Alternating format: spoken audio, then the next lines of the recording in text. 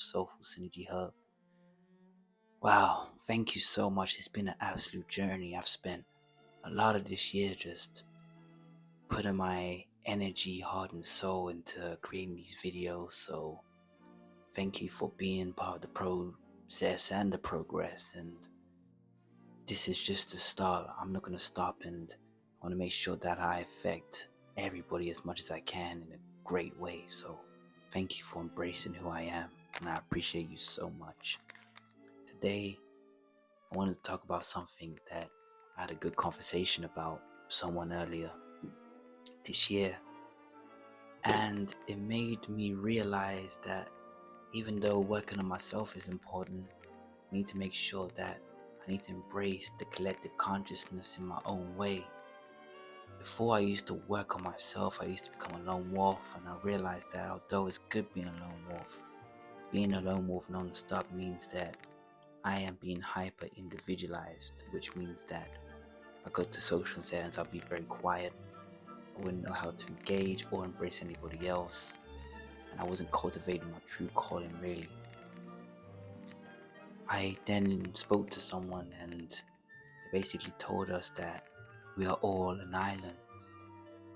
We all have our own likes, dislikes, tastes, etc. etc. We're all different people and souls, and we all love the different things. We all cry to other things. We're not necessarily the same or aligned, and that's perfectly fine. We can cultivate who our true identity is by working on the self.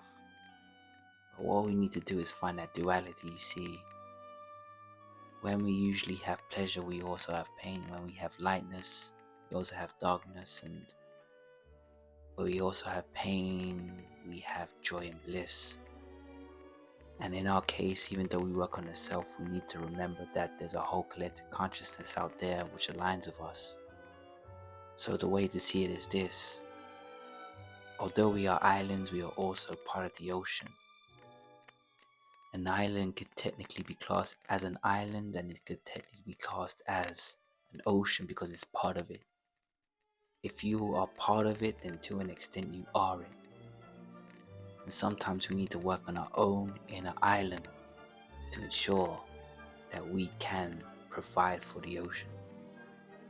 If you look at some of these islands, their toxic waste could damage the ocean, or they can put a lot of bad emissions or filth into the air, and every other island can suffer in a negative way from it.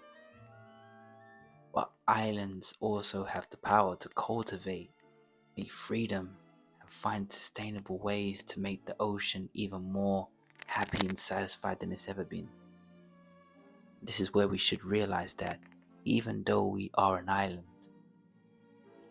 us looking after the ocean has just as much importance at the best of times too. So if we look in our life, our actions which we do today determine whether our environment and our community strives or becomes more of a detriment in the days, weeks, and even years to come. So now we have to use this time to be more mindful and to ensure that whatever we do aligns with our highest good, not only for us, but for those around us. So if we show negativity, we will receive negativity, but if we show peace and love, we tend to get more peace and love. So start working on yourself and heightening your vibration. Embrace the love, joy, and affection that comes into your life on a regular basis for some of us. If not, go to most social settings and try to find that, but find that within you first. Then you'll find the ocean becoming a bigger and beautiful place.